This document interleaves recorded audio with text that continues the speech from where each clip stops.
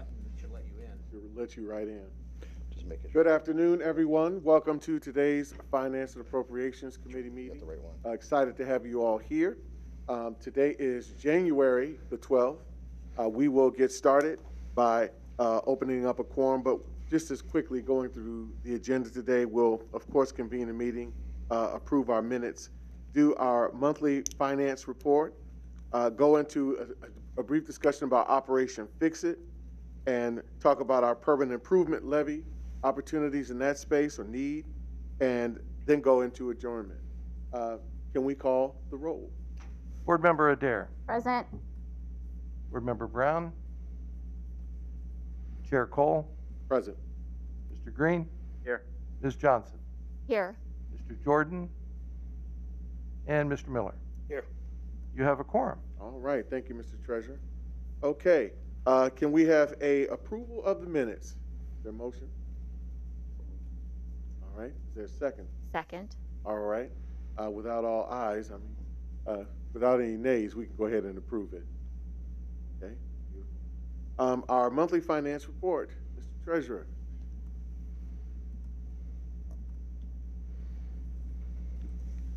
Okay, thank you very much. This is the report for the month of December. We'll be taking this to the board next week on Tuesday at their regular meeting. Year to date, the revenues are below plan 10 million, and expenditures about 2 million below. For the month, revenues came in about 4.4 million under plan, and expenditures were a total of $789,000 over plan. So sometimes I'd rather be lucky than good, I guess, but we were spot on when it came to overall expenditures. Year to date, revenues about 2.7% below plan. Expenditures about less than 1%. I think it's 0.6% below plan, so we're spot on there on overall expenditures.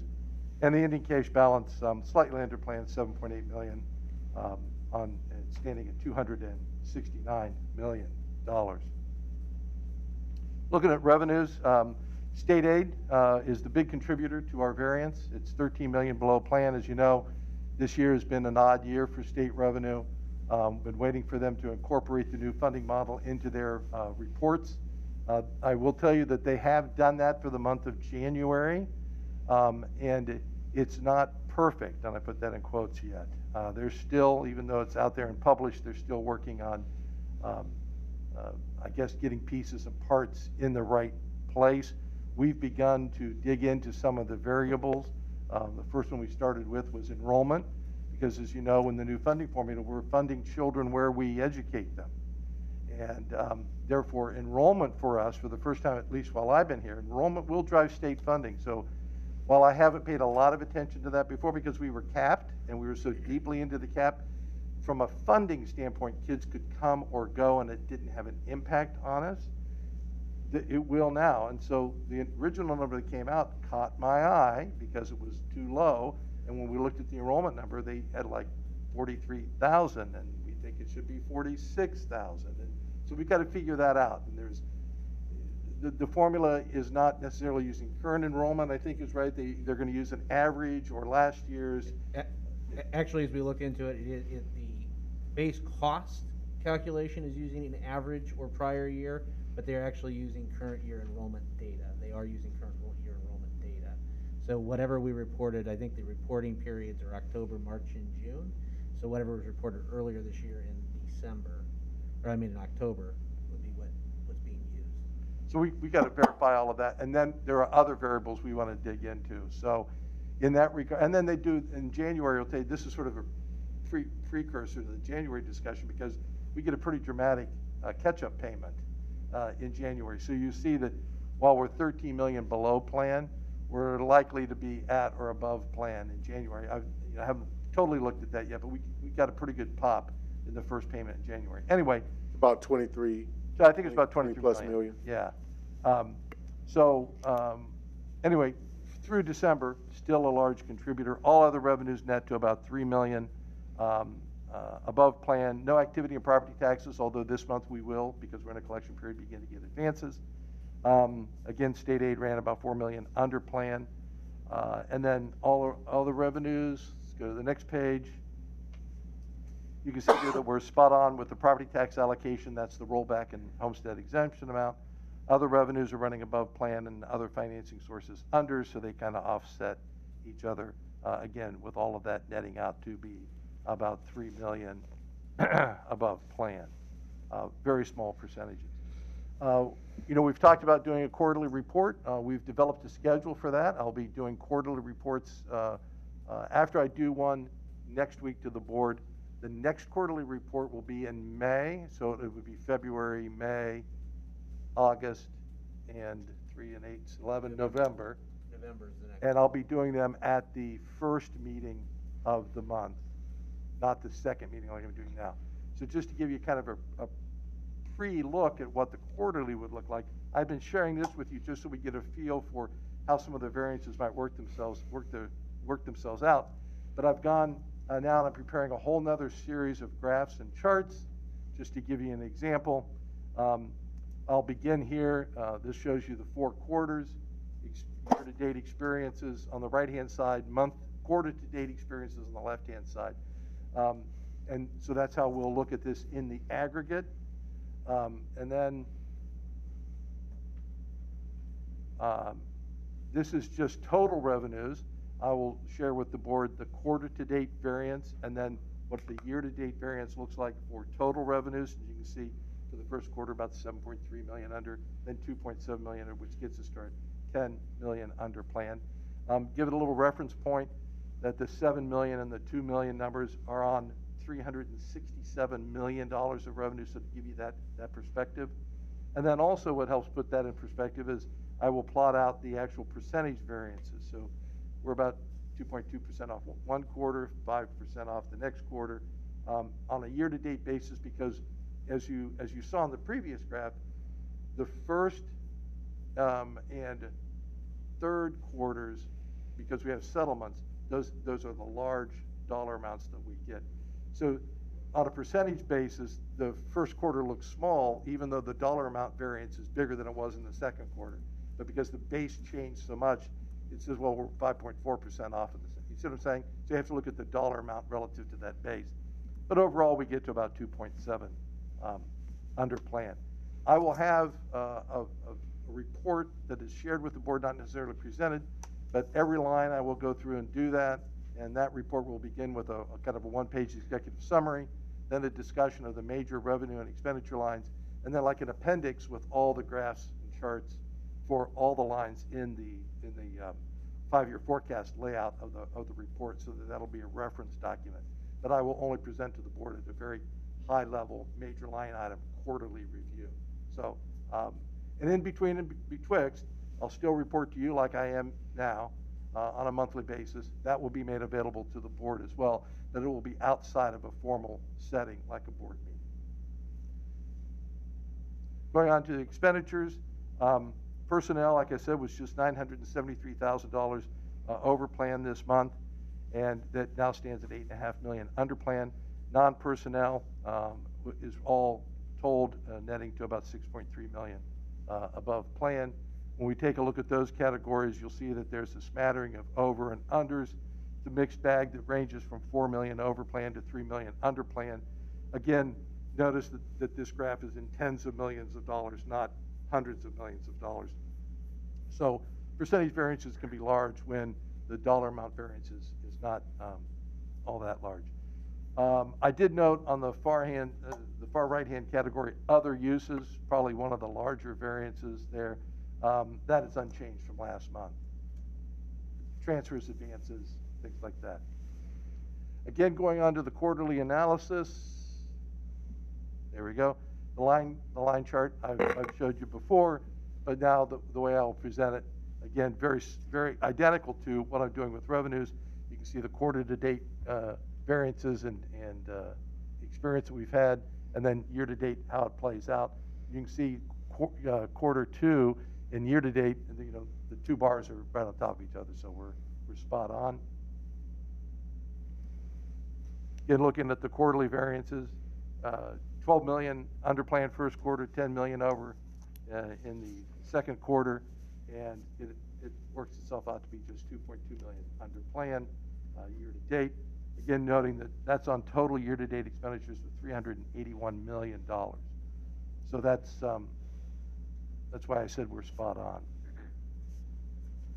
The percent variances each quarter, 6.8 under, 4.9 over, the 2 quarters brings us to a year-to-date 0.6% under plan on expenditures. So all in all, and again, remember, we're comparing this to the 5-year forecast.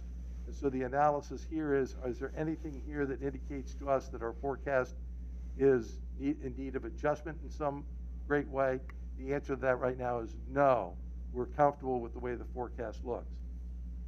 As soon as I'm done with this meeting and I go back to the office tomorrow, the answer is maybe, because we'll be digging into the state revenue number when we look at some of the data in January.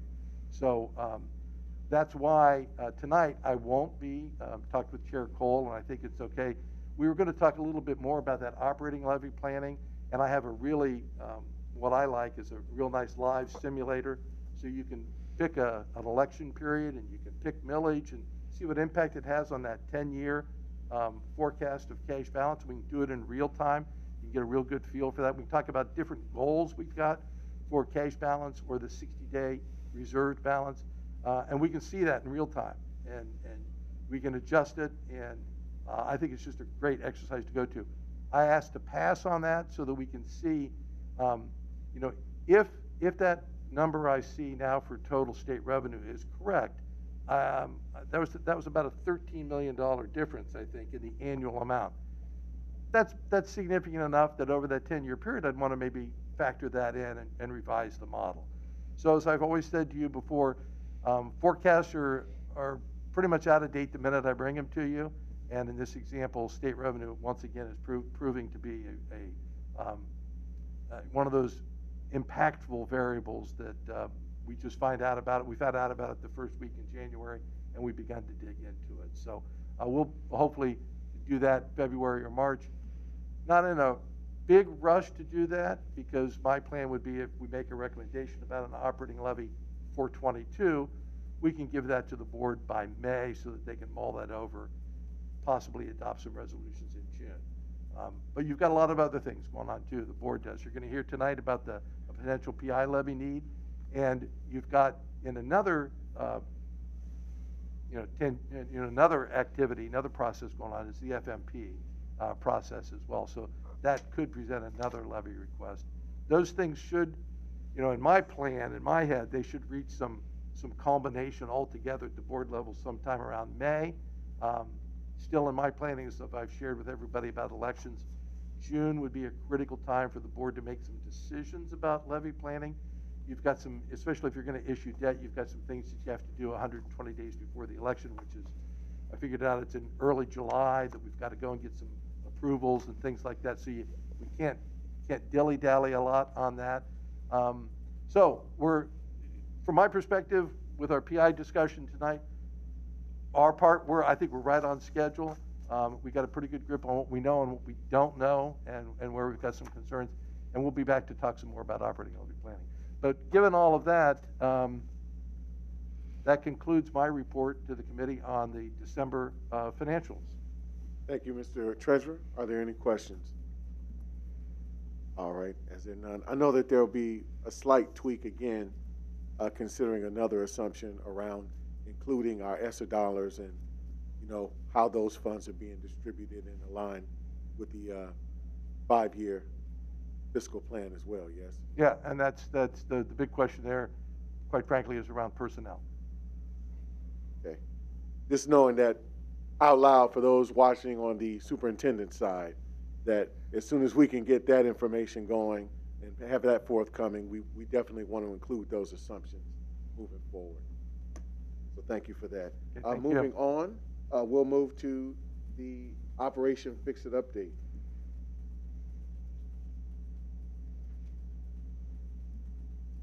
Good afternoon, Mr. Trevino. Good afternoon. Thank you for having me. So I'll wait just 1 second for the presentation. And tap your mic if you would. Yeah, it's not on. We can get that microphone on for Mr. Trevino. That'll be awesome.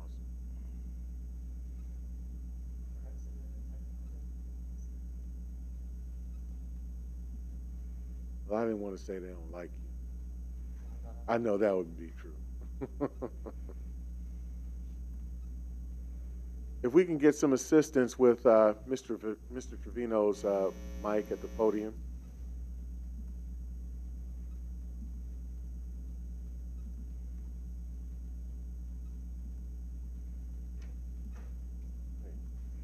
Here he comes to save the day. Thank you.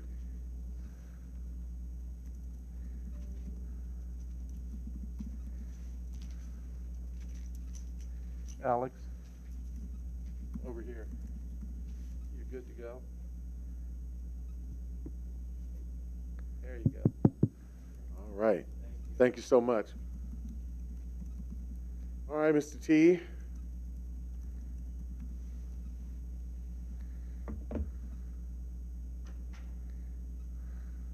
All right, so I won't read through this whole slide, but I do always like to give some context as well. So Operation Fix-It was largely born out of a large backlog of deferred maintenance across our district. So I just think it's relevant that from the period of 1977 through 2001, so almost 25 years, no significant construction across the district. And then starting in 2004 through 2017, 46 either newly constructed or renovated facilities through the facility master plan, so kind of the complete opposite. But what we never did have is that focus on these life cycle renewals, the need to continue to plow money into facilities to keep their condition up. So the district currently operates at 112 sites. You'll notice there's a discrepancy, so I'm going to say the difference is 66 facilities. The difference is that when we charted out Operation Fix-It, there were 2 facilities that came online afterwards. So we were 64 facilities prior to Operation Fix-It. We're now 66 legacy facilities. Those 2 additional facilities are the Linden Park Early Childhood Center, and then the Walden site. So currently we count 66 legacy facilities, and Operation Fix-It was really targeted at those 64 facilities where we had not made those investments through the facility master plan. And so what we designed were 8 categories of work, and I'll dive into each of those here on the successive slides, but a total of $125 million of investment through the bond issue, 389 individual projects, and again, 64 sites, with that one asterisk because we did have one roof planned at South High School, which was technically a facility master plan building, but did not have its roof replaced at that time because it wasn't due to have it done due to its age at the time we renovated the building. So the first category of work are roof repairs, probably fairly obvious in terms of what that scope of work is. Some of these were roof replacements, some of them were what we call recovers. There were some that were just roof repairs. There was also some masonry work where we had the most critical issues with water intrusion into buildings. A total of 31 projects. This work is complete with a total expense of $24.1 million. Next category is HVAC overhaul. You're going to see this is by far the lion's share of the spend across the entire program. I think this is probably the most impactful work that we've tackled across the district, where we were either renovating or completely replacing those mechanical systems in our school buildings. As a result, we have been able to add air conditioning to every one of the 45 facilities that we touched. We didn't necessarily air condition every space, but the classrooms, yes. We've also made significant improvements to the ventilation and filtration capabilities. We've also been able to add what we call BAS, or building automation systems. So these are the computerized systems that not only control the systems, but they monitor the systems. So remotely, as we get calls, or we can even preemptively see that systems are starting to have issues, and we can dispatch personnel to make those corrections much quicker than we could have in the past. Again, this work is complete.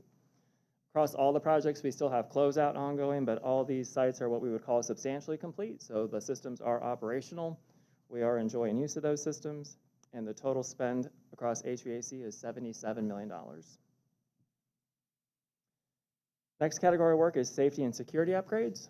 Almost exclusively, this work resulted in the installation of security vestibules at these facilities. The one exception is the Gifted Academy. That is one location where we could not find an architectural solution to allow that to happen, so we made a security camera investment there instead. Those new security vestibules are largely changing the way our visitors enter the building, so that our entry staff are largely school secretaries, sometimes security officers, are interfacing with visitors as they come in. We're also better leveraging our visitor management system that the safety and security team has already rolled out. Work is complete, total investment of $4.9 million. Next category is fire alarm upgrades.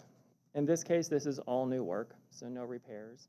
All 34 facilities that we touched received completely new fire alarm systems. These are automatic systems. They automatically dial the fire department in the event of an emergency. One thing that may be more noticeable to me than the average person, but if you've been in an older building with a fire alarm, they just make a lot of noise. It can be very difficult to talk over for teachers to give instruction to students. The code has actually fairly recently changed, and so all 34 of these projects are what we call voice enunciation systems. So rather than just squawking at you, they actually talk to you. So there's a pre-recorded voice that tells in a fairly calm voice exactly what should happen, whether that is a fire or whether it might even be something like a reverse evacuation. So if we need to do a lockdown, there's also the ability for the building administrator to talk through the system and provide announcements throughout the building. So we think that's a really nice enhancement as well. Total investment here is $6.7 million. Next category is plumbing upgrades. We tackled this at nearly all of the sites, so 60 projects in total.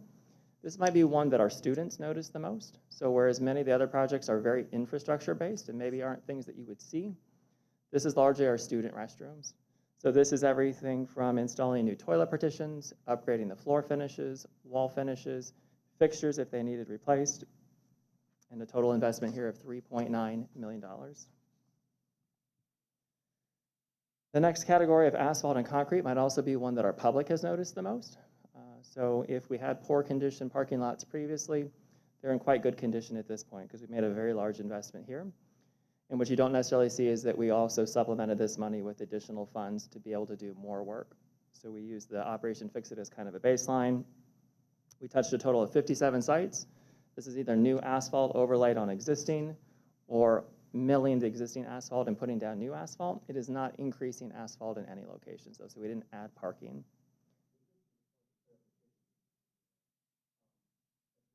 That total number of projects completed, we're juxtapositioning that to the 66 legacy buildings. Correct. So we have 9 buildings left. We do, and HVAC, we would have 19 buildings left. Is that? That is correct. There may be a few, like I know a few of these sites we did not propose work because they had already had work done previously. Like our maintenance team has been able to do some work with their existing budgets, but largely where you see a delta, that would be work that we should still tackle. Okay, so yeah, if there's the opportunity to then show that rate of change or that difference, so to speak, Sure. that more accurate difference, I think that would be helpful. Okay.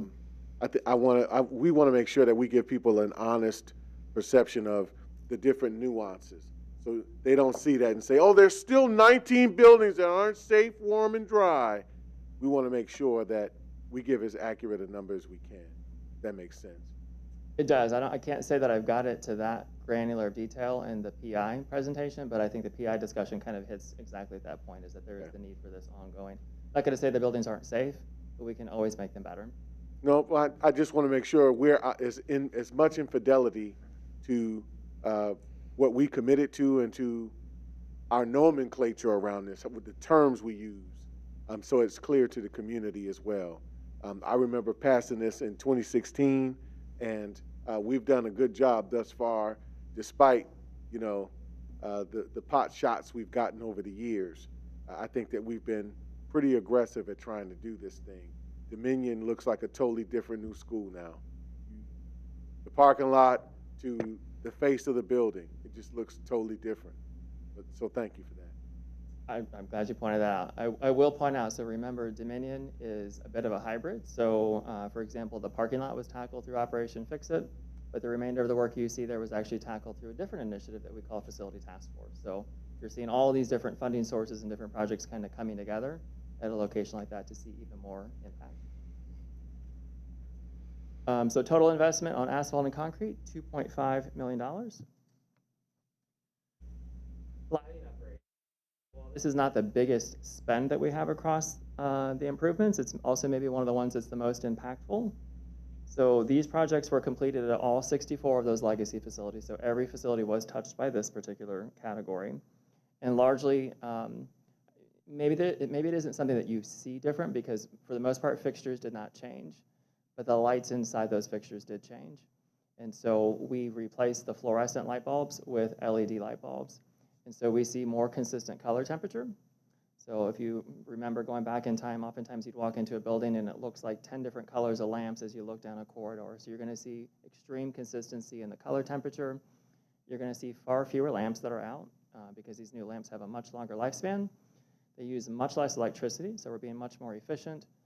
And because they last so much longer, they result in the need for less maintenance. And so what I think was particularly exciting is this past summer, we combined our budget from Operation Fix-It with some additional funds from our maintenance team.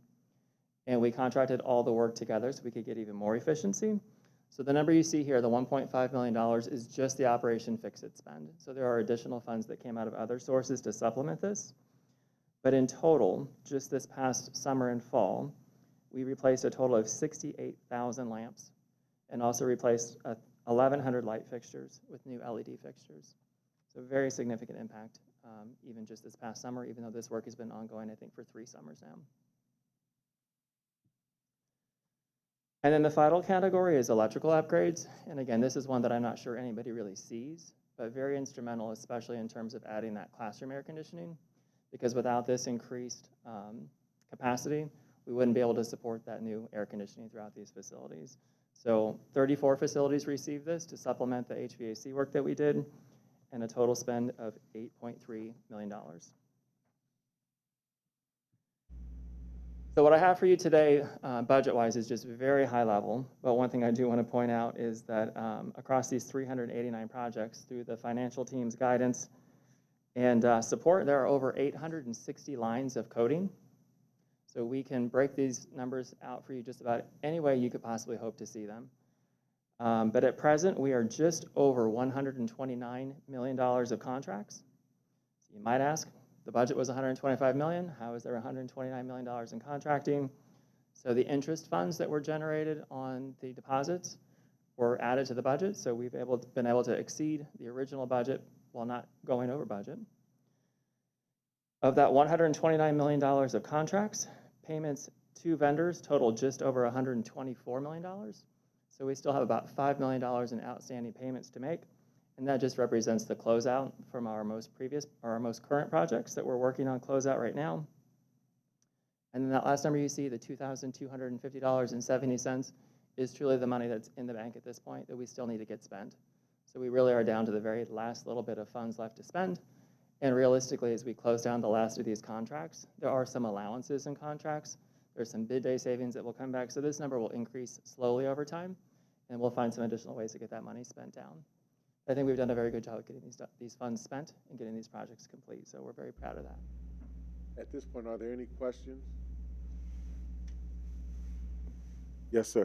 I do. Treasurer. Something that was really, really important to me, I think Alex had it on one of his very first slides. If you noticed, it was kind of a color-coded slide that talked about projects, and you saw these categories as columns, and down the left-hand side are buildings, locations. And one of the things I tasked our team with was, how many lines of code did you say? 863, I think. So I wanted budget lines set up so that we could run a report that would fill in a number for each one of those cells where there's a colored block that says we're going to do this at that building. And we're able to do that through that setup because I knew that was the marketing piece. And I wanted to be able to come back at this point in time and say, put a number in each one of those blocks, and we can do that. He summarized them essentially by column total, but we can go through and point to each one of those blocks and give a number. The question I have, and I probably should have asked you this beforehand because I hate it when people ask me questions that I don't have beforehand, but all the boxes that are filled in, all the blocks there, we did all of those, correct? We filled in the spot. Are there any that we might have added, or did we fill in a couple extras, or did we just do more? I mean, how did we do on, here's all the spots that we were supposed to fill in. Did we fill them in? And with that 4 million and some that we got in, did you do other blocks? So we definitely completed all the blocks. I did think about this just a little bit while I was waiting for the presentation because I was like, is there anything else that we did? So one thing I can think of right now, so I told you we did not include in this matrix the Walden building because it literally didn't exist as a facility when we planned this. But fortunately, that building has an identical sister building that we already had designed a security vestibule for. So we actually did pay for a security vestibule for Walden out of this fund because we thought it was important that we had that level of security at every building, regardless of what had changed. So there may be a few others, but that's one I can think of right now. Cool. So from a marketing standpoint, we said we were going to do this. Did we do this? We did. And just so you know, from a financing perspective, one of the things I said when we put the issue on the ballot was we will only borrow money as needed. Katie, being a former bond counsel, can explain. I'm just going to say in a nutshell, you usually borrow and need to spend that down within about 3 years. You don't want to. You're not allowed to hang on to that money. Your expectation should be that we can spend it in 3 years, and that's what we did. So the first ask of Alex and his team was, what's your first projects? How soon can you get them done? How much do you need that you can spend down in 3 years? So we did a $75 million bond issue in January or February of 2017. And we watched that balance. We got to a point where I would ask Alex, so when do you need to let some more contracts? How's that going? And I believe it was late 19 that we then issued the $50 million bond issue. And so from a debt service cost, levy the tax millage perspective, we were true to that statement too, which is, it's important to me that we didn't just go out and borrow $125 million up front, but we did do it in concert with bond counsel and the laws about spend down and all of that.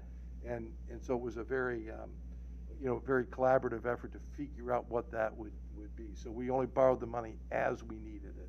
And from our standpoint, all those lines of code and being able to fill in the boxes and then borrow only when we needed, that was important to me and to the team. So we did.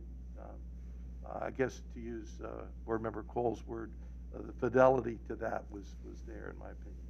I thank you for that. Are there any additional questions very quickly? I do have one, Mr. Trevino. In the spirit of efficacy in identifying how effectively we utilized some of these dollars, I do want to have us consider moving forward LEDEs and how do we include them into this narrative? Where can we say that local economically disadvantaged enterprises did receive a certain portion of contract dollars? I think that would be very important for us moving forward to be able to identify that. Is there a way to integrate that into this data here? Absolutely. So we track that separately. So I don't believe we have a function in Munis right now that allows us to do that, but we do run it separately. I didn't come with that data today, but I know we have it. I believe we have it up through FY. This is 21, right? Up through FY 21. We obviously don't have it yet to complete, taking us all the way through FY 22, but we will have it at some point. Okay, if there's a way moving forward, before even the board gets this presentation, if we can include that data point, I think that's just the icing on the cake here. No problem. I do have one closing slide. It is kind of off topic, but I thought maybe it was relevant to the bigger discussion, which is just the fact that I do want to point out that we are also now working on the ESSER-funded HVAC projects. So again, while it's not part of Operation Fix It, just because we did point out that we were not able to do HVAC upgrades at all facilities, the 16 facilities that we were not able to tackle and address through Operation Fix It, we now have ESSER funding secured to let us move those projects forward. So right now we're at a total budget of $48.1 million. We have 13 of the 16 projects fully under contract. We are literally negotiating as we speak the final contract for those last 3 sites, and the plan is to have it ready for the board in March. Then 8 months from now, we're going to be reopening school in August. Michael's idea here, and I think that my colleague shares the same sentiment. Are we going to be facing, based on this kind of accelerated use of dollars via ESSER, are we going to make sure that schools are cool and ready to be open first day of school, that we're not going to be looking at any closures? So it's certainly our goal to have all the projects complete, but we also know we're facing some significant headwinds with labor and materials. So we're watching very carefully. We're trying to line up everything we can to make sure we're ready.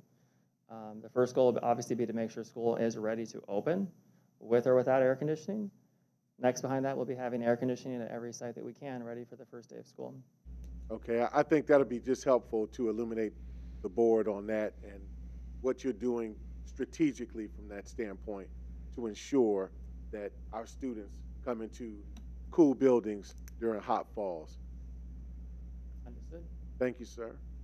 If there aren't any additional questions, are you this? Yes. That concludes the presentation on Operation Fix It. All right. Thank you so much for your presentation, Mr. Trevino. And we'll move right along to our permanent improvement levy discussion.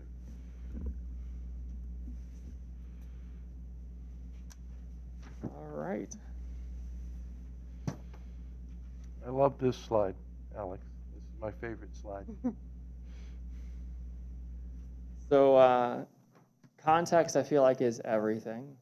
Without some context, it's really hard to just wrestle with the size of the issue that it is we're really trying to tackle here. So 8.3 million square feet of academic space across this district, those 112 facilities that I mentioned previously. Another 580,000 square feet of administrative space. And then to keep all that space dry, 6.3 million square feet of roof. So obviously we have a number of multi-story buildings, and so that's why that number is less than the gross square footage of the two numbers above it. And then just pavements. So this is everything asphalt that we drive and park on. It includes playgrounds. We have a few parking lots that are concrete. So these are all pavements. 14.3 million square feet across this district. I mean, the numbers are just astronomical. And then this is a graphic that I borrowed from a publication called The State of Our Schools, America's K-12 Facilities. I won't read the whole rest of the right side, but these are their recommendations. So just high-level budgeting, thinking about what we should invest in facilities to keep them in good condition. They look at CRV, or that current replacement value.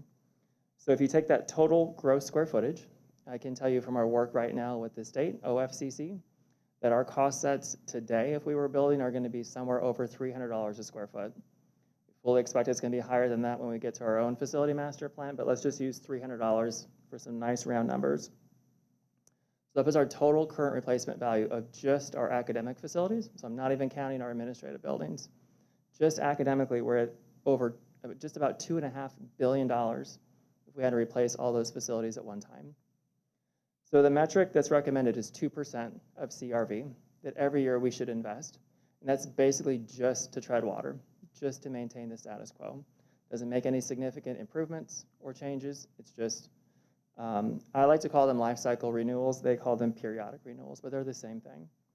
And so for us, in this plan, the target's going to increase every year, obviously, with inflation, but it's just under $50 million a year. So as a target, that's what we should be looking at. And then you'll notice too, so I circled that one number, but they also recommend an additional 1% for as-needed alterations.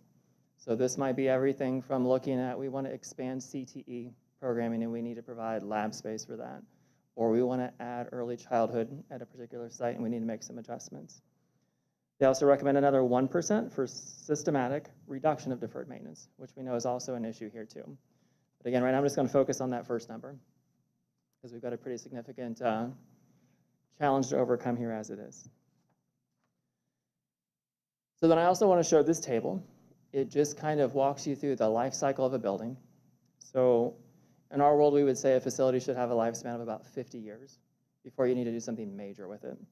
In those first 10 years, there's not a lot of capital renewals that are necessary. But the only one that really shows up besides routine maintenance is instructional technology. And it's kind of what you're familiar with. Even a laptop or a projector, it's not going to last even 10 years. It's not until you get to that stage 2, years 10 through 20, where you start to see the first of what I would call the capital life cycle renewals. And again, you'll notice the top of that line, they're all technology systems. So our fire alarms, our communications, our security systems. You start to pick up a few of the other systems, and then the finishes that are going to wear out first, like carpet. No different than your home, right? You know where you're going to have your heavy wear. Our buildings take heavy use, and so you start to see some failures there. Then you move into stage 3, 4, and 5. And again, I'm not going to read through everything, but you kind of get the general idea of how we should be planning, thinking about these investments we need to make in our buildings. And again, so just for context, we like to talk about FMP as our new buildings.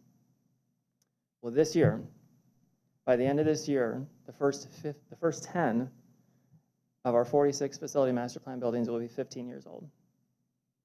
In 3 more years, another 15 buildings are going to move over that line.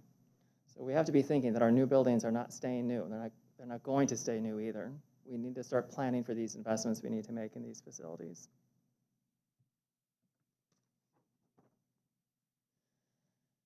So we already went through Operation Fix It. I won't belabor these, but so we've been very heavy on infrastructure. And we need to stay focused on infrastructure. These are kind of the core things that make sure our buildings can stay operational. And we need to stay very focused here. But in my opinion, we need to move beyond this. So when I talked previously about the impact we can have on the classroom, so maybe we've made those spaces more comfortable with ventilation and air conditioning, but we've really not changed the way a teacher can teach, the way a student can learn.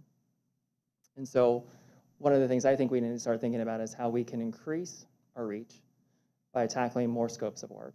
And so one we would recommend are classroom improvements. So if you go into our legacy buildings, you're going to find many of them still have chalkboards. We still have buildings that have slate chalkboards that were installed 100 years ago. Casework. You go to buildings and you're going to find they generally have the original casework from when they were installed, not in very good condition. We have some buildings, especially the older buildings, that have some acoustic issues. Too many hard surfaces, difficult to hear. Another category we'd recommend is athletics and playgrounds. I don't think this one is any mystery. Lots of stadiums and grandstands that need attention. Athletic fields, running tracks, tennis courts, and then playgrounds. Elementary playgrounds, we have many sites with early childhood programs, no early childhood appropriate playgrounds. Furniture. I think it's maybe one of the highlights for me of doing our tours for the facility master plan is you really get to let the public see what we're facing and the investments we've not been able to make in furnishing. So this is everything from what our students encounter every day in their classroom, but it also includes the general offices. And then some of the areas that I think we really need to start thinking about targeting, gymnasiums. I haven't seen any investment in our basketball backstops, our scoreboards, our crash mats, our bleachers. Auditoriums. I think every one of them still has the original seats from when it was built. Many of them don't have AV upgrades, so we may have made other improvements, but we still can't use them for remote learning. We can't use them for digital teaching or projection. Sometimes stage curtains are not in very good shape. Audio systems are not in good shape. They're just very underutilized if we can't provide those systems. And then cafeteria furnishings. I think we saw that one very plainly as well through the public meetings, is that oftentimes our cafeteria seating is not in very good condition. And then while we tackled roofing, because of the budget we had available, we didn't go far beyond roofing. I would call the category that we need to address building envelope. So this is everything that keeps our building secure, keeps it dry. So of course roofing, but also looking at our windows and glazing. I think everybody knows the windows that you can't see out of, but we also have some windows that are not very energy efficient. Storefronts and entrances. I would argue that our entries are probably more heavily used than most of them are in retail. And yet we don't do a lot of investment in those spaces. And so you see the results. A lot of them don't look very appealing. We have a lot of masonry repairs we need to tackle across the district. And then I just generically call it exterior enclosures. So we have buildings with metal panels and stucco and every material you could imagine. We really need to get focused on making sure those systems stay in good condition so our buildings stay dry and in good condition. Another kind of very generic category, but just site improvements. So this is everything from exterior furnishings, maybe the ability we could actually install an outdoor classroom if a school was interested. Sidewalks and curbs, stormwater infrastructure, which is becoming more and more important and a requirement as we redevelop sites to current standards. Traffic signage.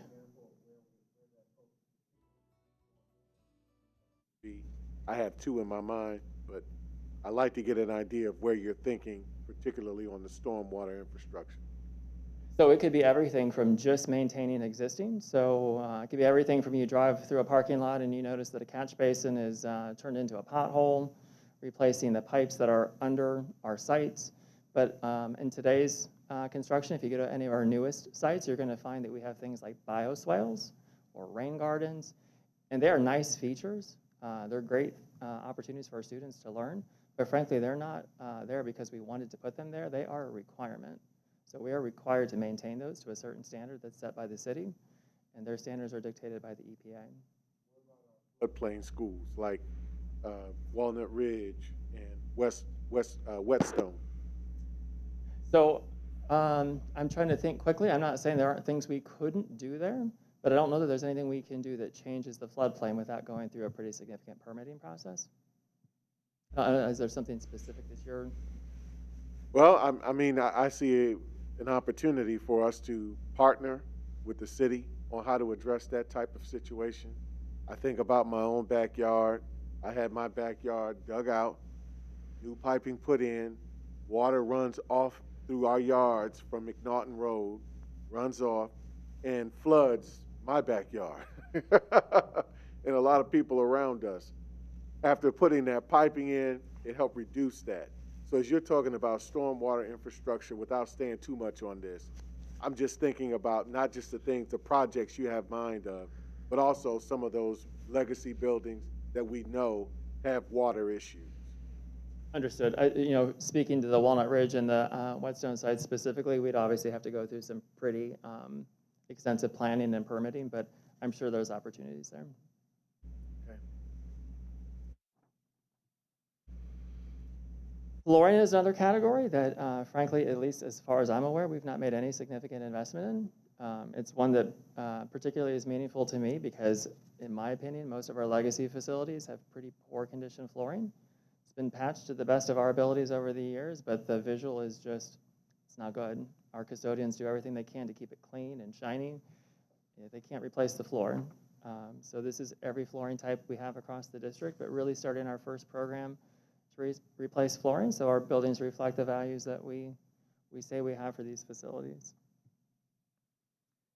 And then here are some additional categories that are not necessarily ones that we've spent a lot of time because we've been so focused on the nuts and bolts, but I think we really need to consider going forward as we think through long-term funding sources. So this kind of gets to that one category, the as-needed alterations. So renovations, improvements for curriculum changes that we know are either here now or ones that are very likely to come. So how do we fund these CTE programs that we know right now are a big topic of conversation? I'm sure we'll continue to see additional changes, and we need to have some sort of process in place to be able to fund those facility needs to support them. Instructional technology and computers. Again, it's an ongoing need. The technology changes don't seem like they're slowing down. I don't expect that to change, so it just drives the need for more frequent investments.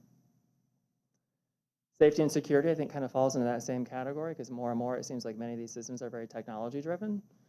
But obviously there is a huge concern around the safety in our school buildings right now, and I don't know what changes might be recommended, but certainly any significant changes would come with costs. And then I know this group has already looked at the bus fleet renewal, and thankfully there is a plan, at least in the kind of medium term to fund that, but long term, making sure there is some solution to make sure we can continue that fleet replacement. So again, to kind of do a little bit of shock and awe, I ran through just a couple scenarios, just to kind of give some idea of the magnitude of the funding we need to be able to address to be able to tackle these life cycle renewals. So I told you we have 6.3 million square feet of roofing across the district. I can tell you in our experience, our expected useful life, or our EUL for roofing, is 20 years. It's not to say that some systems won't fail sooner, some will last longer, but 20 years is a good average for us. So 5% of our roofing we should plan to replace every single year, which equates to 315,000 square feet of roofing. So that's, for us, that's 2 high schools. $18.50 a square foot is our current rate that we're seeing for roof replacements. We have the luxury, we've done about $24 million of roofing here over the past 4 years, so we have a pretty good handle on what roofing costs. So we're pretty confident in that number. So at today's rate, that's $5.8 million we should invest in roofing. And that's forever. Some years you might spend less, some years you might spend more. But even if we try to target $50 million a year in capital investment, over 10% of that would go just to the roofs for forever, which to me is shocking, right? It's hard to imagine doing this much volume of roof work every single year, but it's where we need to plan to be. if we want to be successful at facilities. Another example, furnishings. And again, this is not one that we have to do because we certainly don't do it today. But I think if we want to make impact in classrooms, so when we talk about portrait of a graduate and flexibility and the ability to reconfigure classrooms quickly, I think we need to think strongly about moving into this category of work. So the state, through OFCC, gives us furnishings budget numbers, so we just use them. They recommend $6.50 a square foot. So again, just to give you some examples, if current elementaries at the district are between 35 and 55,000 square feet, so you see the numbers there, from about $250,000 to $350,000 to refresh fully the furnishings in one elementary. And I'm not necessarily suggesting that that's how we would tackle the work. I doubt we'd go into a building and toss every stick of furniture and replace it. I think we'd be a little more strategic than that, but just to give you some order of magnitude. And obviously at the high school size, the buildings are just that much larger, and so the numbers are that much larger too. Up to $1.2 million to reset furnishings in a high school. Can you please make sure too, because at the beginning of this presentation, Portrait of a Graduate immediately came to mind when you brought forth what I love is a big idea around the inclusion of transforming classrooms and making that a relevant part of how we're making our schools better and aligning to Portrait of a Graduate. If we could include that throughout your slides as an ongoing theme, I think that'll even help strengthen the presentation and definitely make it even more cogent to us. I think it helps build greater buy-in without even asking the question. Consider it done. And then I'll walk you through the flooring need just because I kind of try to drive home the point to me of why I think this one's so important. So similar useful life, and again, this is kind of a blended average. So our carpet's going to fail sooner than this. Our resilient flooring, or you might know it as VCT or tile, is generally going to have about a 20-year useful life. So we've got two different cost sets here, and you're going to see the second set on the next slide. But because our legacy buildings generally all have asbestos tile, it has to be abated. So it comes at a much higher cost set. So the state tells us to budget about $7.25 a square foot to deal with abatement as well as replacement of the flooring. And so here's two examples. So if we wanted to replace the flooring at Forest Park, and I picked it for no particular reason, $7.25 a square foot against that gross square footage, we would need about $275,000. And I wanted to put an FMP example in there for you just because we're going to be at 20 years before we know it. So if we wanted to replace the flooring at Parsons, even if we're just planning for it for 5 years from now, we would need about $250,000. So these are big numbers. And obviously, again, with these expected useful lives of 20 years, same simple math. Every year, if we wanted to keep flooring looking new, about 5 buildings we should be planning on doing this work every single year. So obviously, huge impacts, right? We can't replace flooring without emptying a building, which means no summer school, which means we impact the custodial team because they can't be in that building all summer long. So just big picture issues we need to think about as we think about expanding into this kind of work.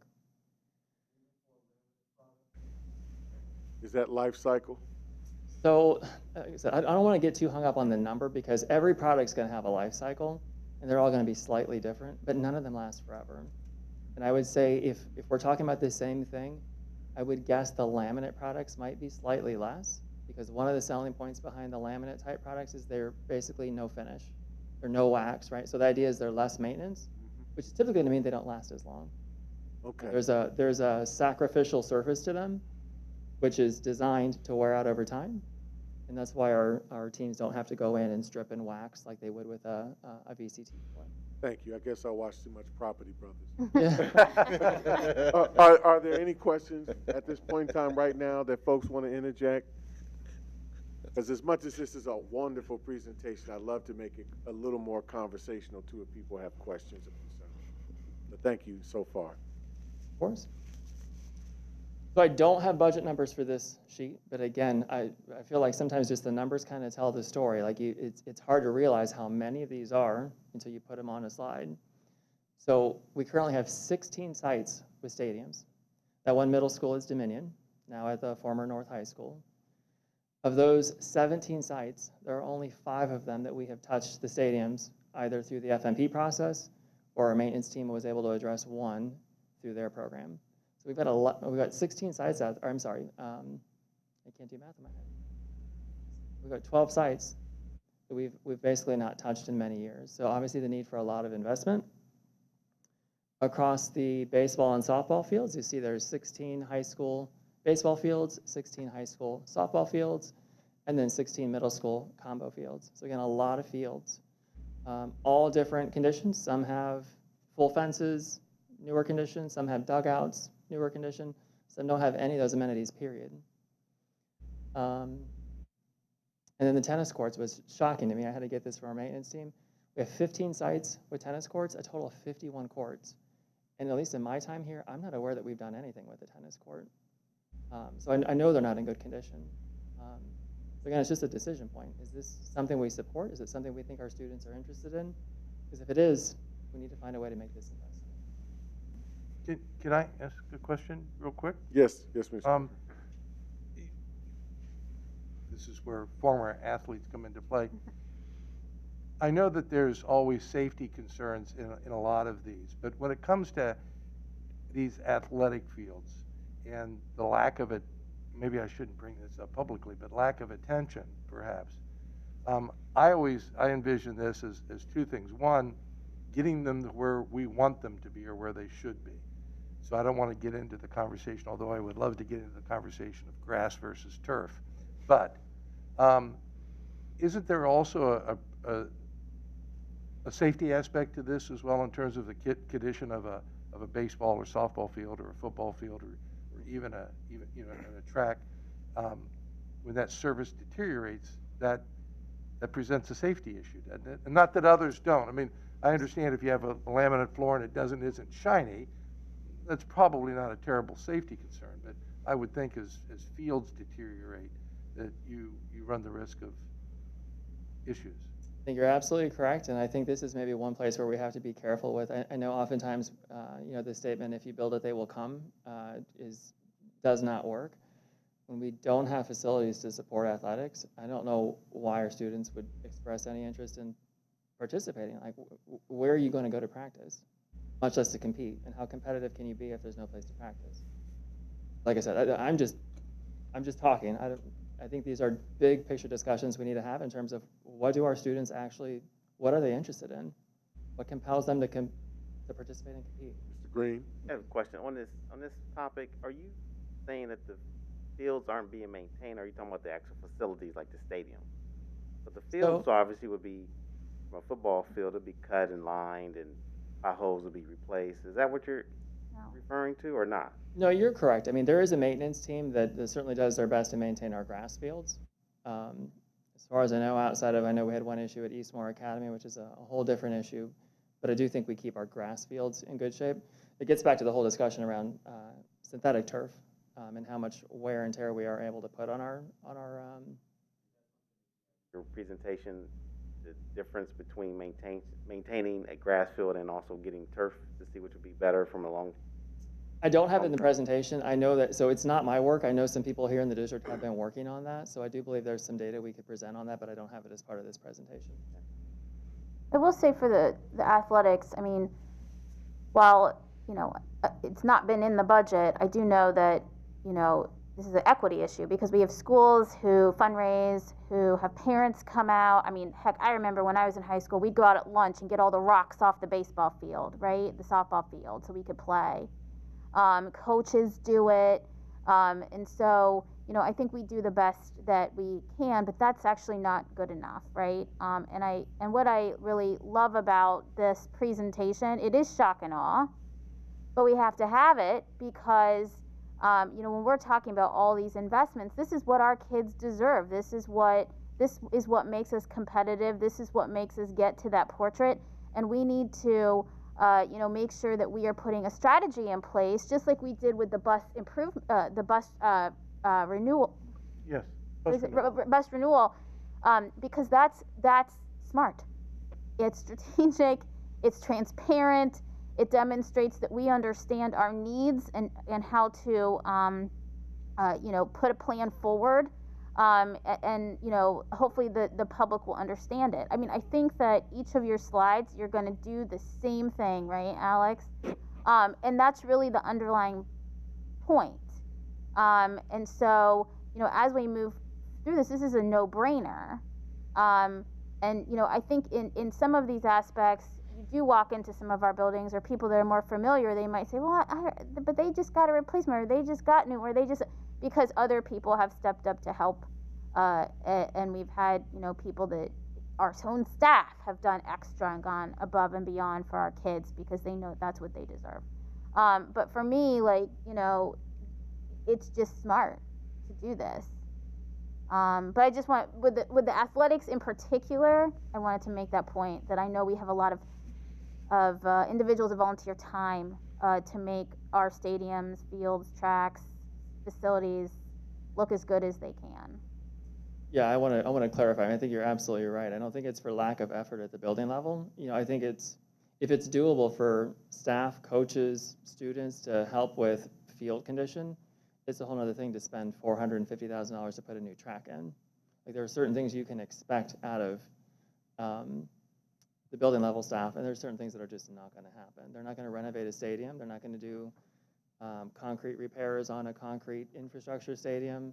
There's certain things they're just not going to be capable of. We are required to have the courage of our conviction to clearly, as you have, identify what that bottom line is, identify that that is a major contribution to student life and the vitality of this district, and how we take equity seriously, not just in the classroom, but also in our buildings and grounds. So we have to have the courage of our conviction to be able to ask for those dollars directly. And then I'll say, too, that there must be a reciprocity exchange in that as well, right? One hand must wash the other, meaning that it is incumbent of all of us who make use of our buildings and grounds to take care of them, from our auditoriums all the way to our football fields and tracks. It's incumbent of us all who use those facilities to take care of that. So I'm more than comfortable, once we identify what that number is, to go out and ask the community for it. If we want the best for our children, and I agree, they deserve the best, so let's ask for it. The community says no, then we figure out what the pivot is. But I thank you so far for this. Are there any other questions? Okay. So just a couple more kind of slides in closing. So, like, major considerations if this is the path we're going to go down. So obviously it's taken us many years to get to this place, and it's going to take us many years to be in a different place. So one place we really need to improve is in our comprehensive planning. We are doing our absolute best with the manpower that we have right now to get us to a place where we can at least put forward some projects that we really recommend moving forward with, and to have some budget numbers that we're solid behind.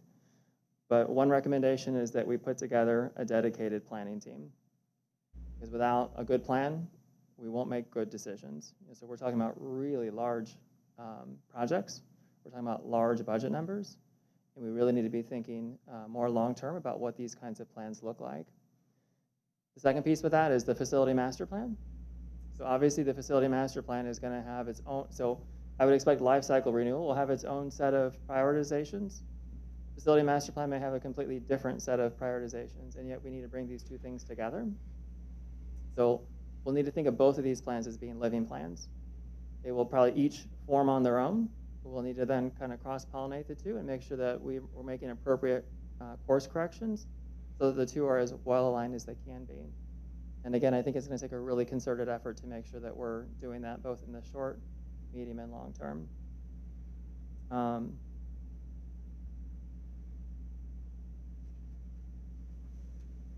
And then finally, I think we've done a nice job with getting this work off the ground, the Operation Fix It work. And one thing we really need to do is sustain the momentum that we have picked up. And so right now, one of the glaring gaps there is that there is no budget for FY23. So essentially, Operation Fix It took us through FY21. The ESSER funding has taken us through FY22. But at this point, we should already be kicking off projects that we would be planning for summer of 2023. But there is no budget at this time. So that's one thing we should consider. And then I think maybe one of the other intangibles we really need to think about too is just the amount of time it takes to become proficient at doing this kind of work. So now would be a really good time to get this work started rather than having kind of a gap year where we just let nothing occur.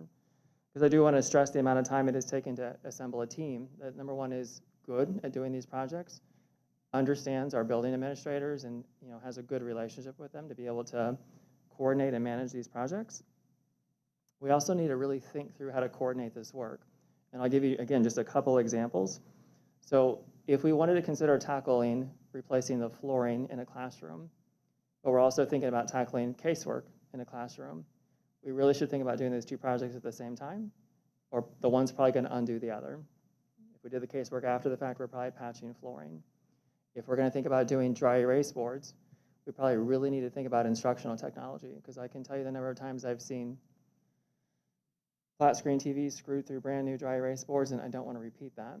So we really need to think as long term as we can, what should these classrooms look like? We really need to start putting these projects out together in packages that make sense.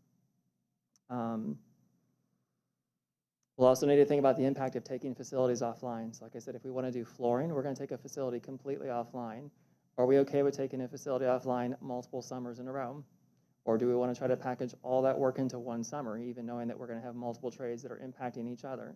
We need to really think through the volume of work that we're going to attempt and start thinking through how we package that work. We want to make sure it's attractive to our vendor community.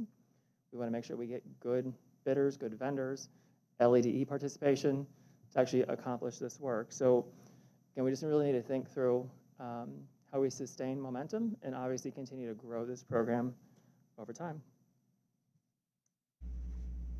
And then finally, I did just want to throw in a bug that we need to think about staffing too. How do we staff all this work? And certainly at this point, I don't know, I'm not sure if you know what the request will be in terms of facility master plan and or ongoing funding, but obviously the funding should dictate the amount of staffing that's available to be able to support this work, regardless of what that model looks like. And with that, I'll take any other questions that I have. Are there any questions at this point? Comment? I'll make a comment from the planning standpoint. I think Alex and I have always worked the 7.5 years I've been here together on that concept of planning. And for me, I stay at a very high level macro, and I'll ask questions, and Alex will say, well, but it kind of depends on, and I'll go, okay, I don't want to talk about American Standard versus Colder. I want to talk up here. Keep me up here. And so I think one of his American first Standard's a good toilet. Okay, good. And when we get to that point, we'll let you go out and take a look. But up until that point in time, I think one of his first slides was those estimates that you get, industry standard estimates, give us a pretty good ballpark. And so when we get talking about what we want to fund, it won't be, I don't think, this is my vision, Operation Fix-It was pretty specific. Buildings and the trade categories.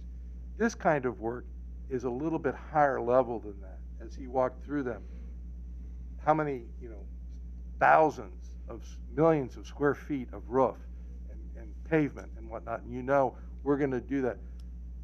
It will be in the effort in planning, because it takes a staff to do that, to look at building that plan potentially from the ground up. And like I say in my financial forecast, the further out you go, the less clear that picture becomes.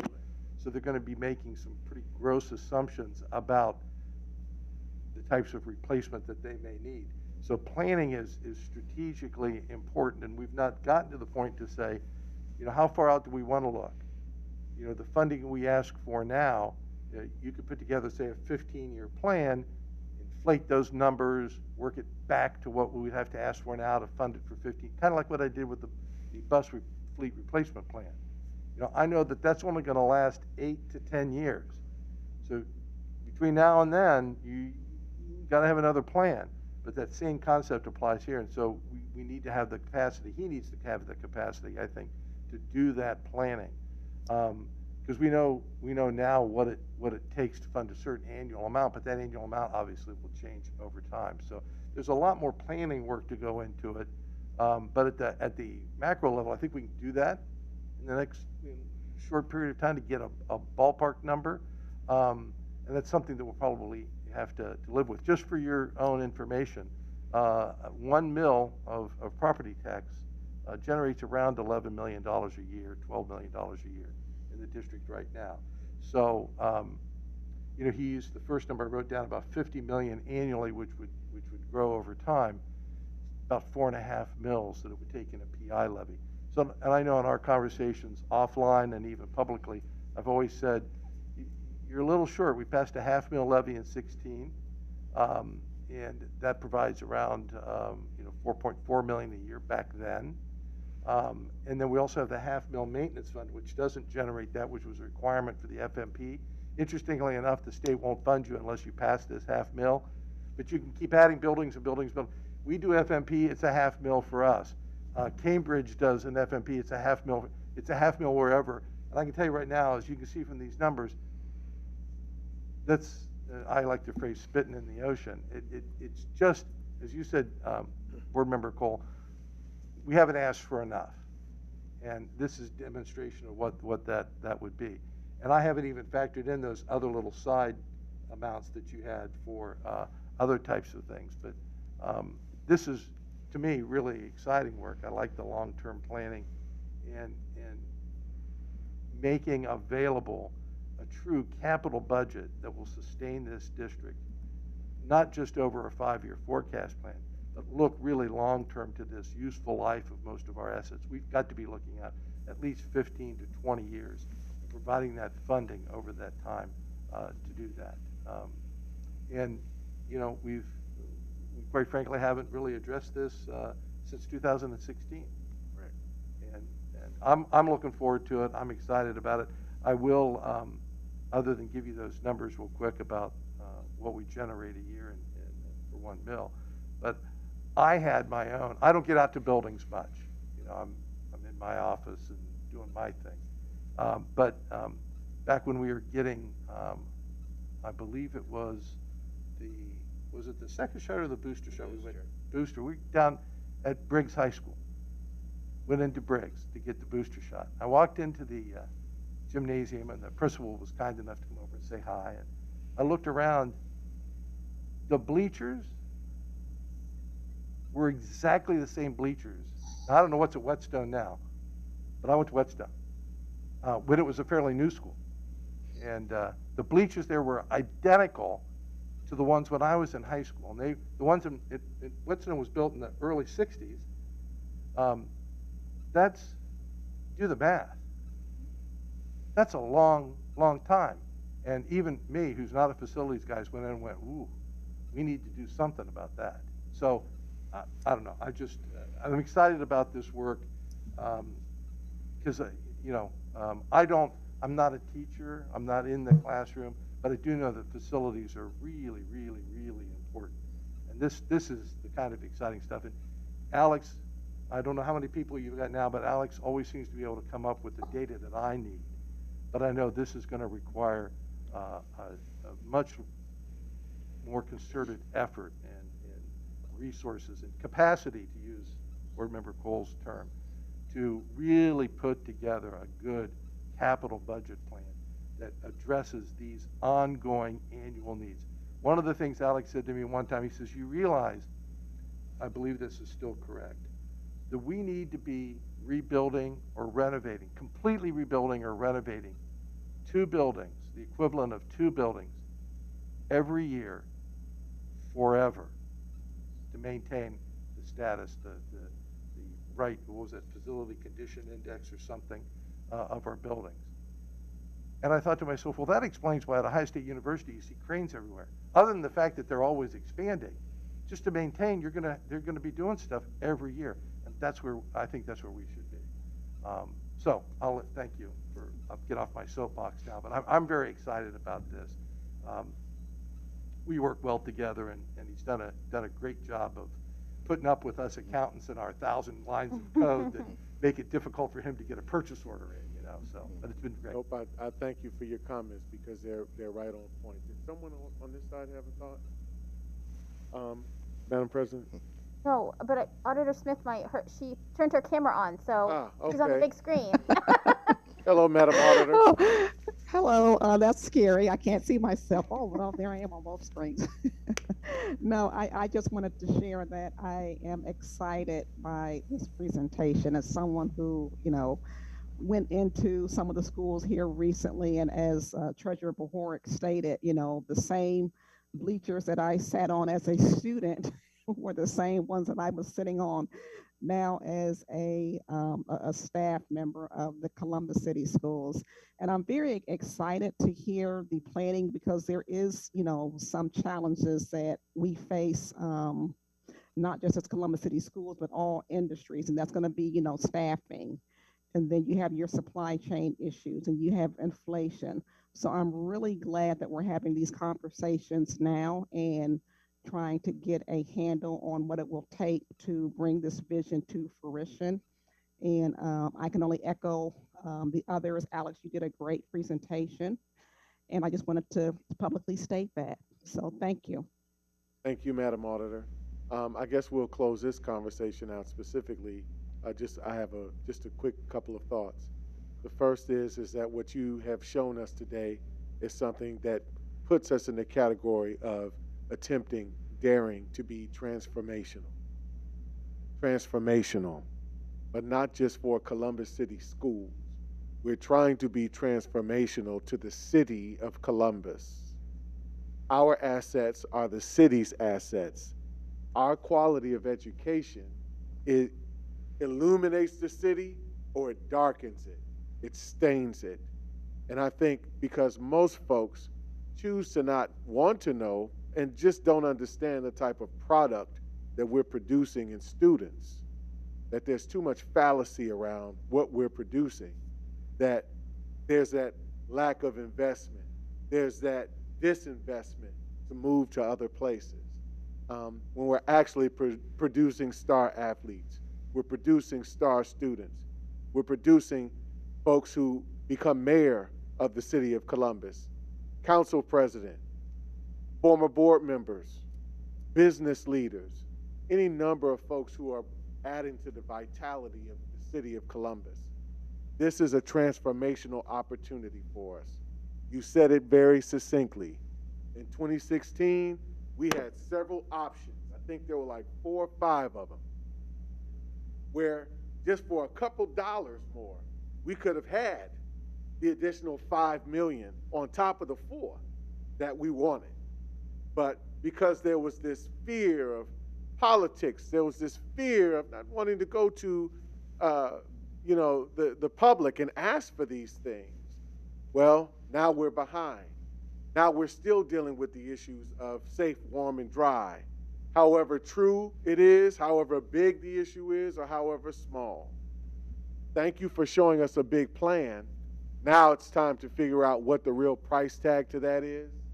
Now it's time to figure out where we seek some opportunities, Dr. James, because we've all had these kind of conversations in the background, but now we're going to take it to the foreground.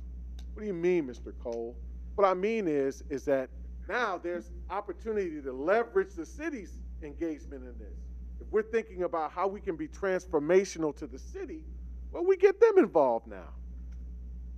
That water plane issue on either side of the city with 2 high schools, that's a city and district issue that not only impacts 2 high schools, but also a watershed, walking parks, all of that. A neighborhood in which these schools reside and these walking parks reside. So now I see that there's opportunity here for us to pick out where we could come together and figure out how we create shared community assets. I'm going to say this until I'm blue in the face, and maybe I'm just one of those weirdos ahead of his time. I don't know. But now is the time to really have those kinds of conversations. And I know my colleagues are very open-minded to the possibilities of that. So where you're looking at the OSFCC, where you're looking, absolutely, where you're looking at them on what their nominal investment will be, but we're still thinking big, and we're using them as kind of a thing that I don't know if it's our barometer or if it's just that fear factor of what they're only going to pay for and how we're afraid to ask the public for what we need. Let's take all that fear off the table and be bold. You gave us a bold vision. Let's figure out what that price tag is and the partners, the coalition of the winning we bring together to get this done. Thank you so much. Thank you. All right. With that in mind, we are up for adjournment. Is there a motion? I'll make the motion. All right, Mr. Jordan, welcome, sir. Thank you, sir. Thank you. Is there a second? Second. All right, with no nays, we are adjourned. Thank you. Thank you all for being here.